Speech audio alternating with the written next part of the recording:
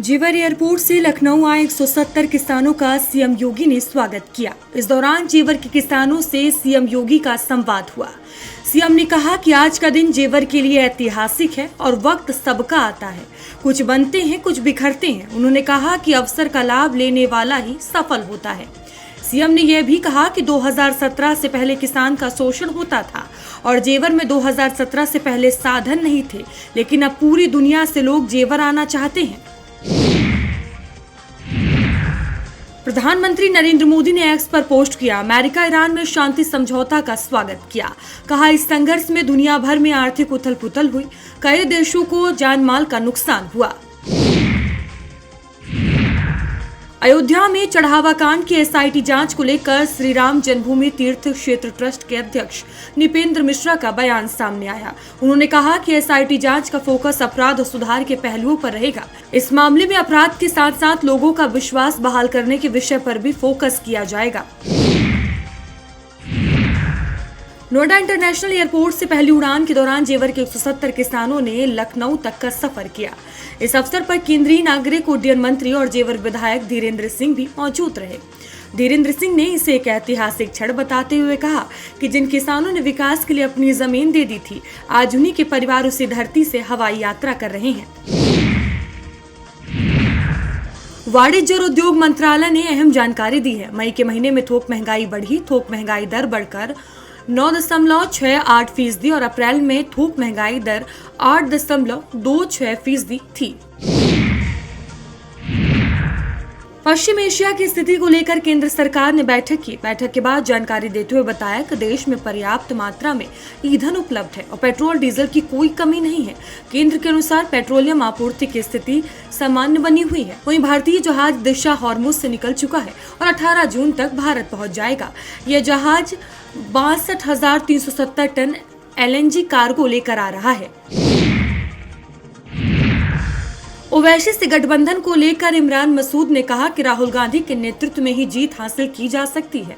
उन्होंने कहा कि केवल मुसलमान बीजेपी को हरा देगा, यह नामुमकिन है। राहुल गांधी के साथ खड़ा रहना होगा। इमरान मसूद ने कहा, बीजेपी से पार पाना आसान नहीं है। टीएमसी के हाल से सबक लीजिए। एनटीए ने एक्स पर पोस्ट कर नीट उम्मीदवारों को सलाह दी। कहा, नीट यूजी उम्मीदवारों को रिफंड सीधे उनके बैंक खातों में दिया जाएगा। एनटीए ने अभ्यर्थियों को फर्जी कॉल, मैसेज और लिंक से सावधान रहने की चेतावनी दी है और कहा कि एनटीए कभी भी ओटीपी, पासवर्ड या यूपीआई पिन नहीं मांगता। जिन उम्मीदवारों ने गलत बैंक विवरण भरे हैं, उन्हें सुधार का अवसर दिया जाएगा। किसी भी सहायता के लिए उम्मीदवार एनटीए हेल्प डेस्क से संपर्क कर सकते हैं।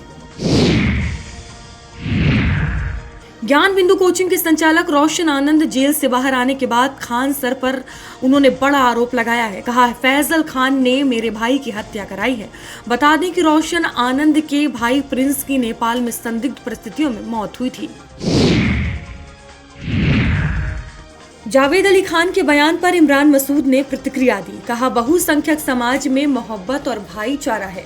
उन्होंने कहा, किसी भी सूरत में इस तरह का बयान स्वीकार नहीं है और इस तरह का बयान नहीं देना चाहिए। राम मंदिर चढ़ावा कांड पर विनय कटियार का बयान सामने आया। अयोध्या की मौजूदा स्थिति पर नाराजगी जताई। कहा, जो हो रहा है वह ठीक नहीं है, व्यवस्था में सुधार जरूरी है। विनय कटियार चंपत राय पर टिप्पणी करने से बचते रहे, लेकिन मंदिर परिसर में अनुशासन और मर्यादा बनाए रखने पर जोर दिया। उन्होंने कहा कि ट्रस्ट में अनुभवी और अच्छे लोगों का होना आवश्यक है। सपा विधायक रविदास मेहरोत्रा ने कहा है कि 2027 विधानसभा चुनाव को लेकर लगातार बैठकें हो रही हैं। सपा अध्यक्ष अखिलेश यादव ने स्वयं इन बैठकों की अध्यक्षता की है। 2027 विधानसभा चुनाव की समीक्षा की जा रही है। रविदास मेहरोत्रा ने आरोप लगाया है कि एआईएमआईएम भाजपा की बी टीम है और वह मुस्लिम वोटों में बंटवारे का प्रयास कर रही है। दिल्ली के कालिंदी कुंज क्षेत्र में एमसीडी ने बुलडोजर कार्रवाई की, जहां ओजोन की जमीन पर बने अवैध निर्माणों के खिलाफ अभियान चलाया। अवैध निर्माणों पर बुलडोजर की कार्रवाई लगातार जारी है। यह कार्रवाई हाईकोर्ट के निर्देशों के तहत की जा रही है। मौके पर सुरक्षा व्यवस्था बनाए रखने के लिए पुलिस बल और महिला पुलिसकर्मियों की तैनाती की गई है। बाराबंकी में पूर्व कैबिनेट मंत्री और सपा नेता अरविंद सिंह गोप ने आगामी विधानसभा चुनाव को लेकर बड़ा बयान दिया। कहा कि इस बार भगवान राम का झंडा भाजपा पर चलेगा और हनुमान जी का गदा भी भाजपा पर चलेगा। 2027 के चुनाव में भगवान का आशीर्वाद समाजवादी पार्टी के साथ रहेगा। लोकदल के अध्यक्ष सुनील सिंह गठबंधन को लेकर उन्होंने बड़ा बयान दिया। कहा कि कांग्रेस का एक बड़ा दल है, जो कांग्रेस को सम्मान देना क्षेत्रीय दलों का कर्तव्य है। उन्होंने कहा कि लोकदल किसान और नौजवानों की पार्टी है। मुरादाबाद में सपा के पीडीए सम्मेलन को लेकर विवाद हो गया। यह विवाद सम्मेलन के पोस्टर को लेकर हुआ, जिसमें सांसद रुचि वीरा का फोटो गायब मिला। इसके बाद सांसद ने भी कार्यक्रम से दूरी बनाई। इस मामले पर प्रतिक्रिया देते हुए सांसद रुचि वीरा ने कहा, उन्हें कार्यक्रम की जानकारी नहीं थी। खटीमा में मुख्यमंत्री पुष्कर सिंह धामी ने अपनी माता के साथ खेती बाड़ी की। अपने खेत में कृषि कार्यों में सहभागिता की। इस दौरान उन्होंने खेत की जुताई और खाद डालने का काम किया। मुख्यमंत्री ने कहा कि इस अवसर पर जीवन के वे सरल और संघर्षपूर्ण दिन याद आ गए। यह प्रेरणादायी दिन भी स्मृतियों में पुनः जीवंत हो उठे। उन्होंने कहा कि किसान देश की खाद्य सुरक्षा के आधार स्तंभ है और भारतीय संस्कृति तथा परंपराओं के सच्चे संवाहक हैं। कानपुर देहात में आयोजित रात्रि विश्राम में अधिकारियों की गैर मौजूदगी पर भड़के मंत्री राकेश सचान, जहां चौपाल के दौरान जनता ने अधिकारियों पर भ्रष्टाचार के आरोप लगाए। इस पर मंत्री ने संबंधित अधिकारियों को फटकार लगाई और जिलाधिकारी को फोन कर अपनी नाराजगी जताई। अयोध्या में राम मंदिर चढ़ावा कांड को लेकर इकबाल अंसारी बोले, कहा मामले की निष्पक्ष जांच कर दोषियों पर कार्रवाई होनी चाहिए। उन्होंने उम्मीद जताई कि एसआईटी निष्पक्ष जांच करेगी। इकबाल अंसारी ने कहा है कि चढ़ावा करोड़ों रुपए की आस्था से जुड़ा हुआ विषय है। सपा के लोकसभा सांसद राजीव राय ने ओवैसी के गठबंधन वाले बयान पर प्रतिक्रिया दी।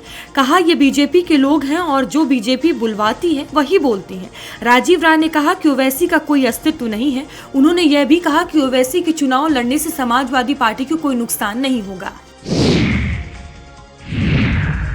टीएमसी में टूट को लेकर फिरोजाबाद में बोले सपा सांसद रामगोपाल यादव। उन्होंने कहा कि ममता बनर्जी ने उन्हें कूड़ेदान से निकाला, विधानसभा और लोकसभा भेजा, मंत्री भी बनाया, लेकिन वे सब धोखा देकर चले गए।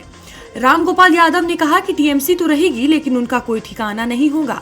उन्होंने आरोप लगाया कि भाजपा संविधान को खत्म कर रही है। वाराणसी में काशी विश्वनाथ मंदिर में चढ़ावे की गिनती के लिए खास व्यवस्था की गई है। मंदिर परिसर में जगह जगह 56 झुंडी रखी गई है, जो हफ्ते में 2 दिन जनता के सामने खुलती है। पूरी प्रक्रिया सीसीटीवी कैमरे की निगरानी में होती है। मुरादाबाद में बीएचपी नेता और डॉक्टर राजकमल गुप्ता पर एफआईआर दर्ज हुई है, जहां केस दर्ज होने के बाद भी खुलेआम राजकमल और बाकी आरोपी घूम रहे हैं। राजकमल की मीटिंग की फोटो वायरल हुई है। राजकमल और उनकी पत्नी समेत 5 अन्य आरोपी हैं। हिंदू नेता और उनके साथियों की गिरफ्तारी नहीं हुई है। हापुड़ में भाजपा नेता विकास तोमर ने दीवार पर लिखाया, जन जन की यही पुकार, अब की बार अखिलेश सरकार। विकास तोमर पूर्व सांसद रमेश चंद्र तोमर के बेटे हैं। मामले का वीडियो सोशल मीडिया पर वायरल हुआ है।